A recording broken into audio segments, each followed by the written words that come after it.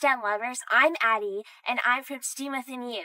Today, I'm going to be reading Goodnight Stories for Rebel Girls, and it has 100 tales for extraordinary women who took part and took a stand for us to be able to be in science and what we get to do today. Today, I'm going to be reading about Amelia Earhart. I think that Amelia Earhart is so inspiring because she was the first woman to be a woman pilot and travel across the Atlantic Ocean. Let's read about her. Once upon a time, there was a girl called Amelia, and she saved up enough money to buy a tiny yellow airplane. She called it the Canary. A few years later, she became the first woman to fly solo across the Atlantic Ocean. It was a dangerous flight. Her tiny airplane was tossed around by the dangerous winds and icy storms. She kept herself going with a can of tomato soup and stuck a straw in it. After almost flying 15 hours, she touched down in North Ireland, much surprised by the cows. "You come far?" the farmer asked. "All the way from America," she laughed. Amelia loved to fly and loved to do things that no one had else done. Her biggest challenge was to be the first woman to fly across the world.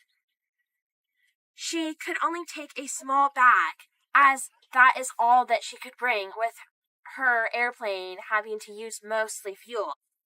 She was supposed to land on tiny Howland, but never got there. I wonder why. Where did she go? Her last transmission said that she was running low on fuel and was up in the clouds. Her airplane disappeared somewhere over the Pacific Ocean and was never found.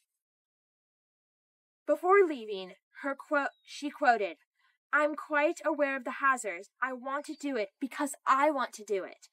Women must try to do the same thing as men have tried. If they fail, their failure must be a challenge to others." I love this story because Amelia Earhart is so inspiring because her first goal was to travel across the Atlantic Ocean, which she did. And then her second goal was much bigger, was to fly across the whole world, all those miles, to go in just a teeny airplane, her Canary. But she was running very low on fuel. But I love this because it was a challenge to other girls who wanted to do that. If they said, well, if Amelia Earhart was able to do that, I should be able to do that. That's what I do every time I look at a problem or a math problem in my math class. And I'm like, well, if other people can do this problem, other girls, so many inspiring other women, then I deserve to be in this classroom. You deserve to be in robotics. You deserve to be in any class you want to do or anything you want to do.